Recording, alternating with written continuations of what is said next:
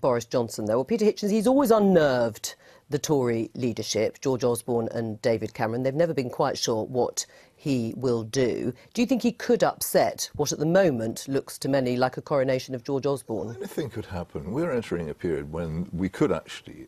George Osborne's supposed economic success, as you were discussing earlier, is actually a very thin thing.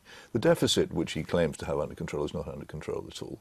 We have no idea how long-lasting and deep the effects of the Chinese recession are going to be. There is no guarantee at all that the Conservatives are going to be in such a... So you think the timing, he could fall foul of the timing if there were to be another recession in a few years' time? I think it's going to be an extraordinarily hard to predict period because of these things which simply aren't under anybody's control. The problem for Mr. Johnson, and Boris is a stage name, his family call him Al, the problem for him is that apart from anything else, he's not a particularly good parliamentary performer and doesn't have much of a position there.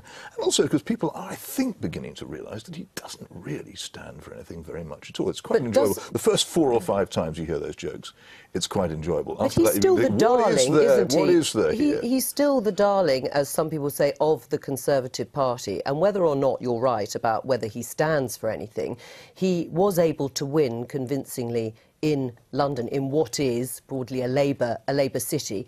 If he doesn't have the platform, though, as you say, as he had as London Mayor within Parliament, is that going to make it very difficult for him to It is going to make it difficult. I think he missed his moment. His moment was at the last election when he, like me, I think, was probably hoping for a Conservative defeat. That would have been his moment. And he was the only person more cheesed off than I was when they won. So who are you putting your money on as the next leader?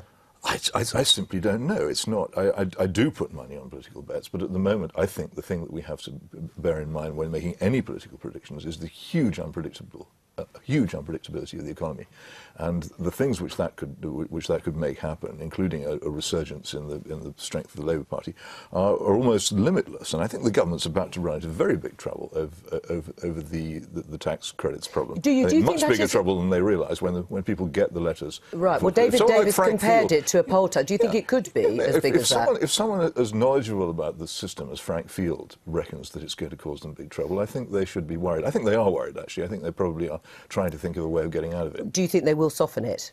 I think they must be under very big pressure to do so, and when the envelopes get opened, I think they'll be under even bigger pressure. And when they lose the support on it of a Murdoch newspaper, they also need to worry.